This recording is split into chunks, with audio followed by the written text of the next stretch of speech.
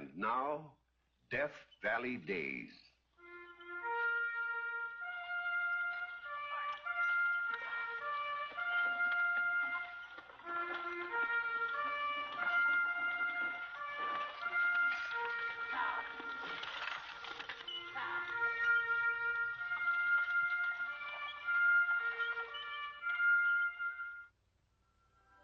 Howdy, folks.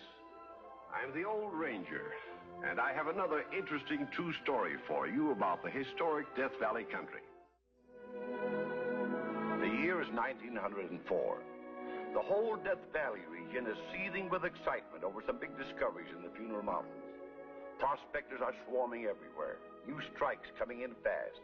Mines offered for sale. Keen-eyed engineers, representatives of big mining companies are in the field, competing in the scramble to acquire properties. This is the situation at the opening of our story. Lady Engineer.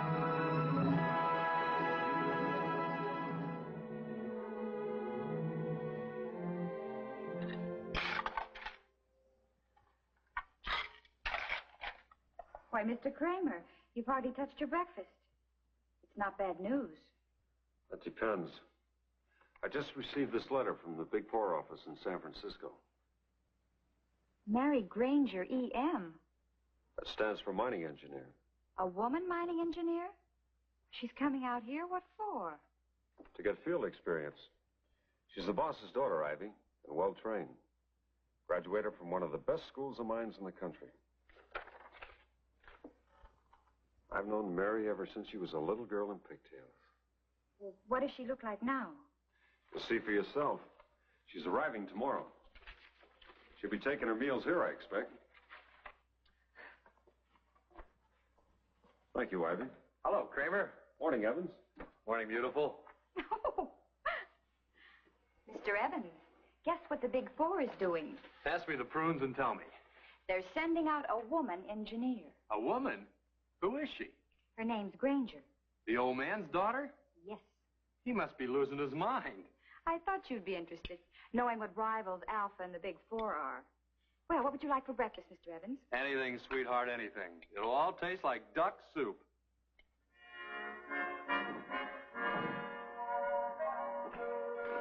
I suppose you've inspected claims.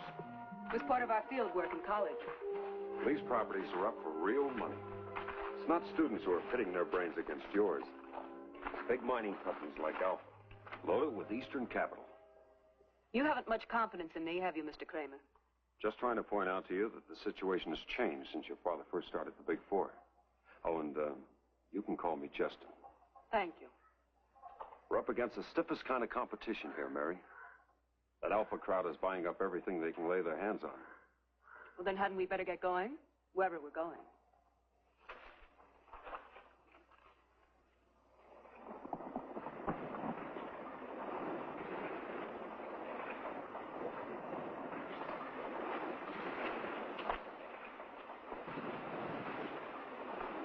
Well, howdy, Mr. Kramer. Hello, Eli. Darn windy, ain't it? Certainly is. Eli, this is Miss Granger. Well, Alva, the colonel's daughter? Yes. You out here in Death Valley with your pa? I'm working here. For the Big Four. She'd like to examine your claim, Eli. Well, I got the assay reports right here. I'd like to take my own samples and have them assayed. Just as you say. I'll see you later at the office. Very well.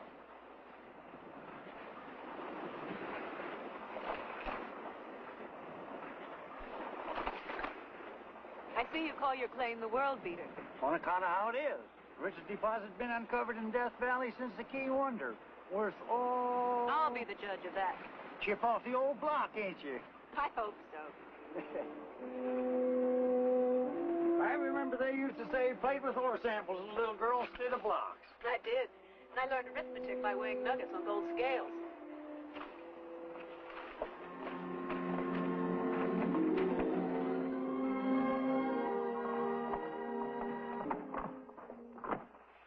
$5,000 is my final offer. Well, I was hoping to get more. It's not worth any more. You don't think so? Eli, I've been over every inch of this claim. That you have, miss, with your own little pig. Well, $5,000 is a lot of money. Yeah, but it's not as much as $12,000. $12,000? That's what Alpha offered. Their man Paul Evans was here this morning. You're bluffing, Eli. You can't fool me. Fool you? I ain't trying to fool you. I got the bill of sale right here. You mean you've let me stand here and bargain with you for 2 hours and all the time the mine was sold? Well, I was just admiring your technique, miss. You should be ashamed of yourself. You're pretty good, you know, for a girl.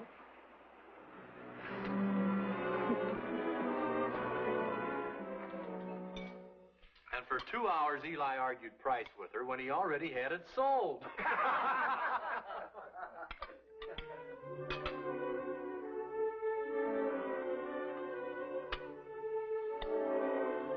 May I sit here? Oh, certainly. I'm sorry, Mr. Kramer. Just.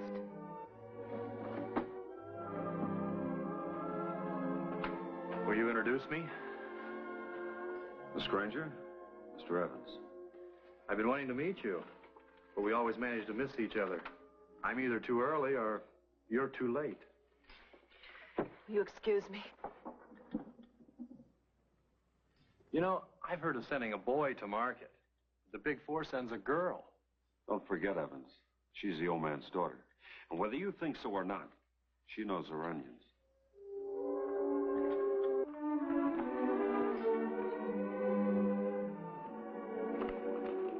Property's right here in Furnace Creek Wash. Behind those limestone hills. I know the location. You've really learned your way around these past few weeks. In more ways than one. The owners have sunk a 75-foot shaft. You've already examined the mine? I've been there several times. I've done some preliminary negotiating. And you just want my opinion, is that it? Before I make them a firm offer? Yes. I suspect Alpha's hot on this one, too. So step on. I'll go down right away and bring you back a report.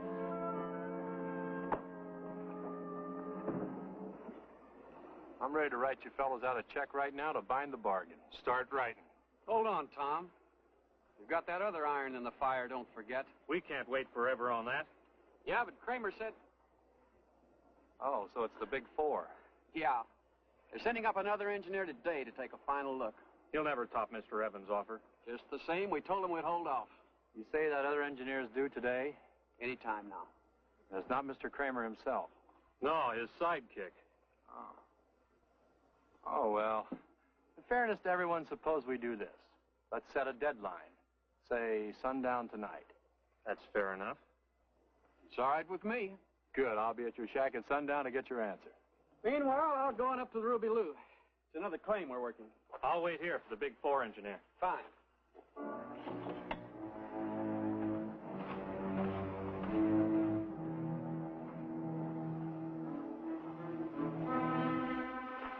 Tom, how would you like to make a quick $1,000? Well, I'd like that just fine. It didn't bring the sheriff in on me. It won't. Just make sure that Big Four engineer doesn't show up before sundown. I think that can be arranged. And, no need to mention this to your partner. Well, no need at all.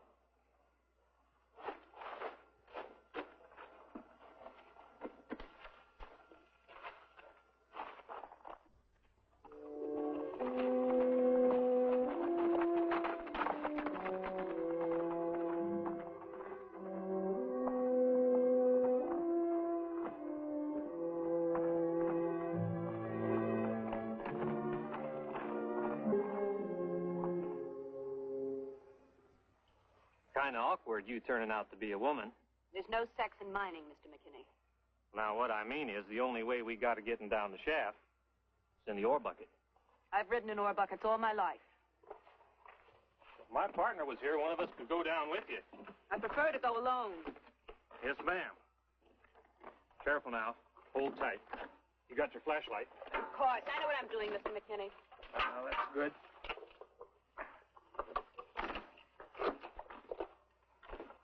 I'll signal to you when I'm ready to come up.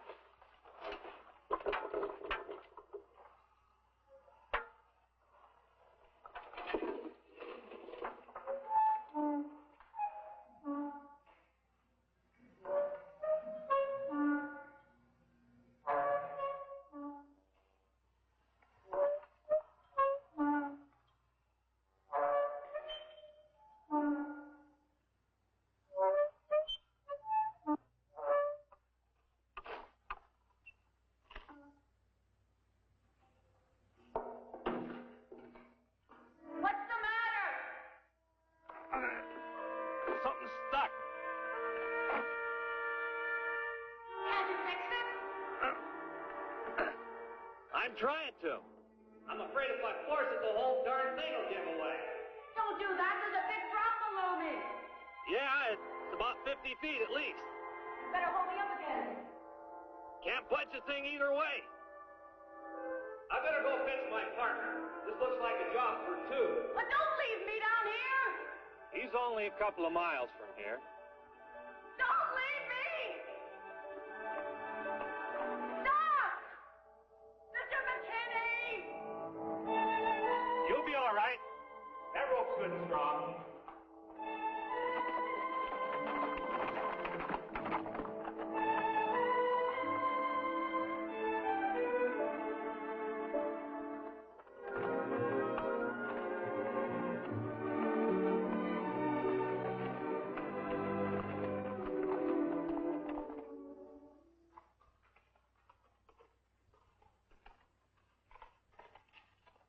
Hello? Anybody around? Help! Help! Help!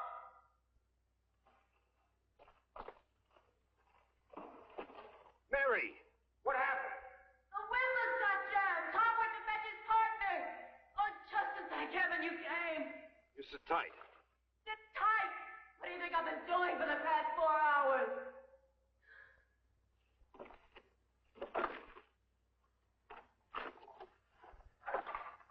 Look out!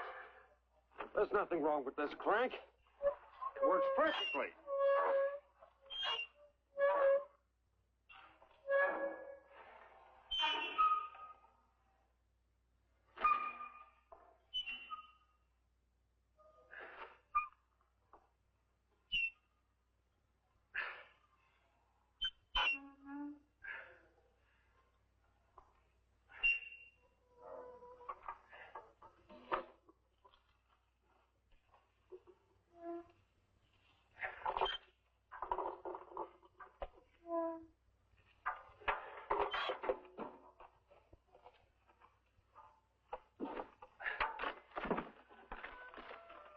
You all right?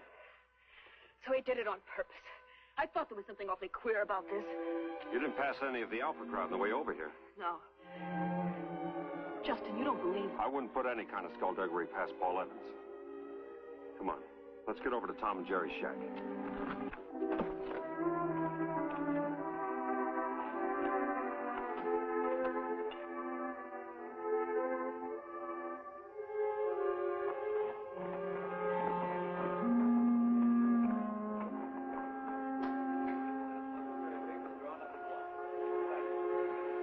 Good night.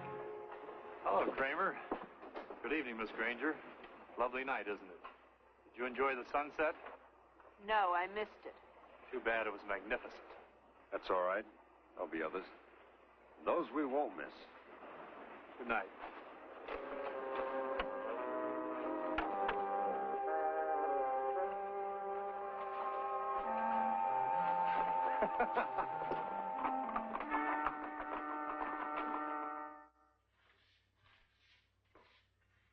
Oh, Miss Granger. I didn't recognize you with your clothes on. I mean, are you going somewhere? Yes, to San Francisco. To visit my family. Oh, well, have a nice time.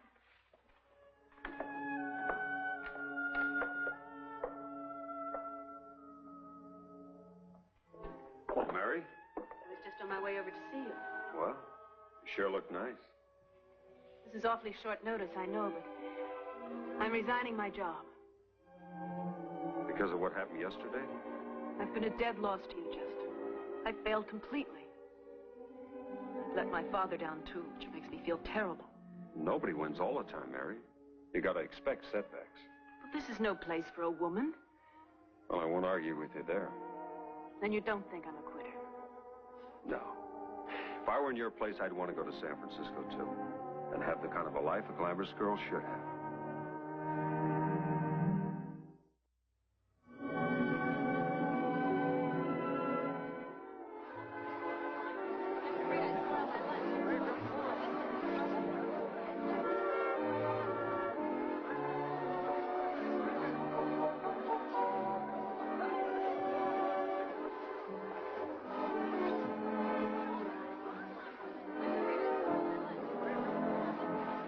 have the honor?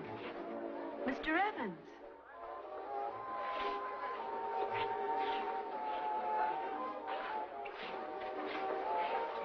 How in the world do you happen to be here at the charity ball? I bought a ticket for $50. I'm amazed. Thought I could afford it? That you'd be interested in anything held for charity. Well, there's a very charitable side to my nature. Really? You'll discover that when you get to know me better. Aren't you taking a good deal for granted? You dance divine. Did you follow me to San Francisco, Mr. Evans? No, you're taking an awful lot for granted.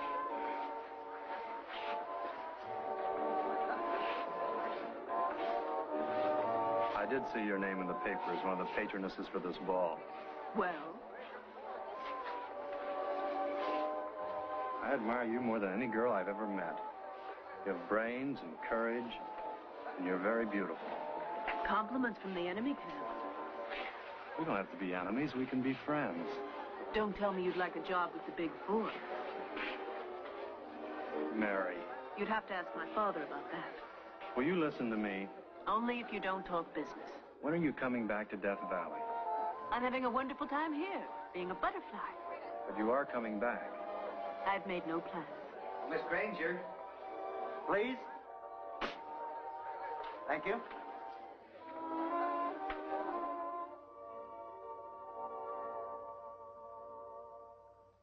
Why, she's a raving beauty. Just goes to show you what money will do for you. Said she was just going home on a little visit. But it's a sin she won't be coming back. You suppose so? I doubt it very much, Ivy. Mr. Evans said he was going on business. Look at that smile. Cat that ate the canary. Well, at least we're here to console each other.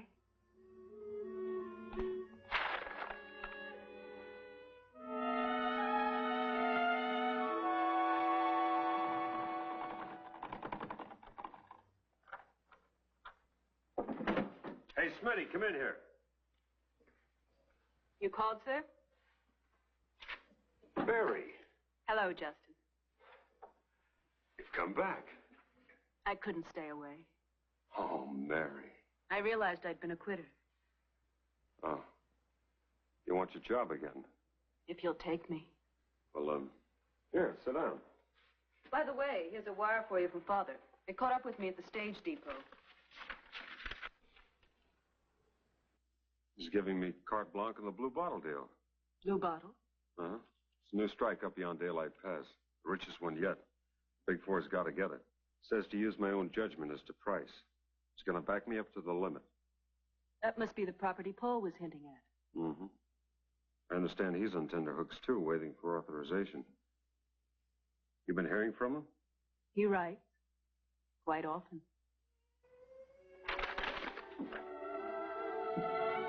Justin, may I go with you? Well, there's no reason why you shouldn't, I guess. Shake a leg.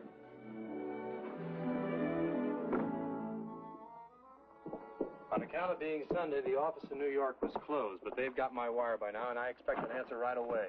You didn't have to make a special trip all the way up here just to tell me that. I don't want any misunderstandings. They'll agree, I'm sure, to $150,000. I hope. In the meantime, you'll sit tight, sell to nobody else. Tain't likely. That's a promise? Sure. Good.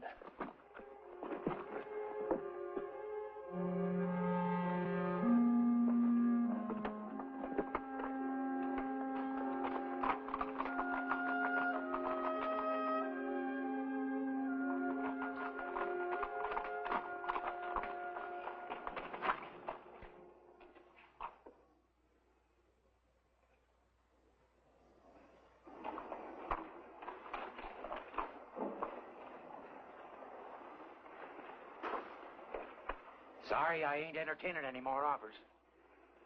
You've sold the mine? Good as sold. Just waiting for the final word. Alpha. I'm naming no names, but they're paying me a handsome price. I'm sorry you folks had a wild goose chase up here. Mr. Perry, There's no use dickering, ma'am. we're not going to dicker. We're going to make you a flat offer. But I gave this other party an option. Have you got something I can write on? Sure. Mr. Perry, I'm going to write a figure on the back of this envelope. If it's higher than the price that Alva has offered, will you take it? Who said anything about Alpha? If it tops their price, do we get the mine? Ain't likely you'll top it.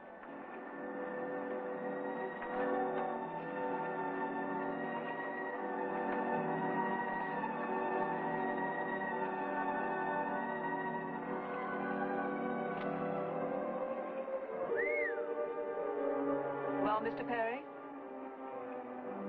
Well, I reckon... that is... Sure. That's a promise. Yep. You're the witness to it.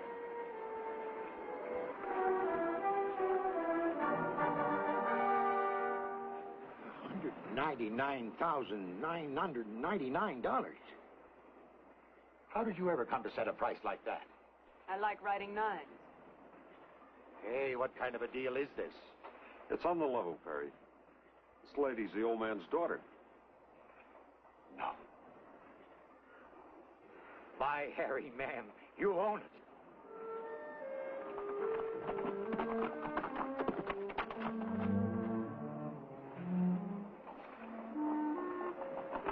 Hey, Perry! It's all right. The deal's all set. Congratulations. Thank you, Mr. Evans.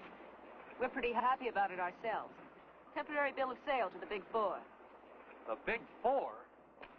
Why, you double-dealing desert rat. You gave me your word. Well, I never dreamed they'd offer more than you had. Honest. Honest? And as for you, Kramer... Don't jump on him. As the young lady called the turn. A real cool gambler she is. Goes it blind for top stakes. As I remarked to you once before, Evans, she knows her onions.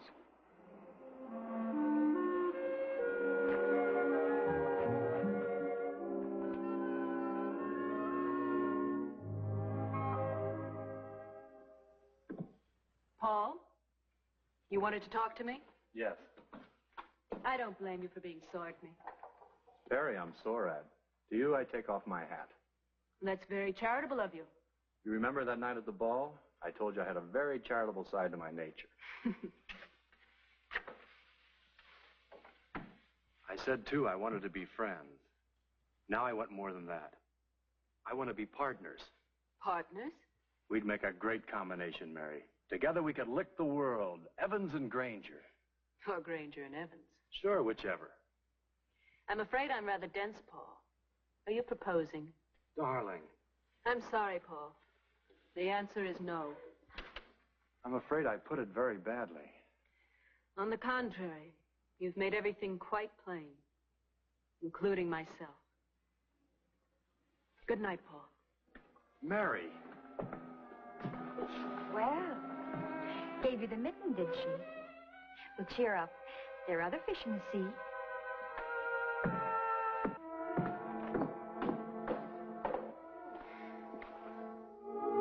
You're resigning again.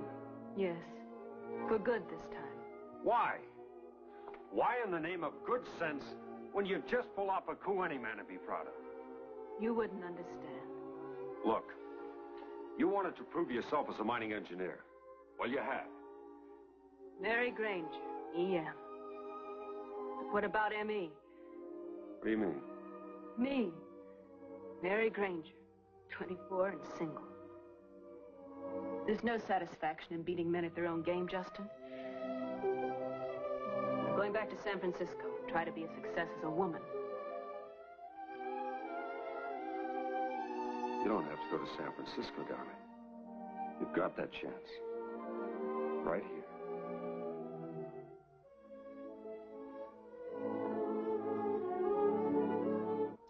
And that's the true story of the first woman mining engineer in Death Valley.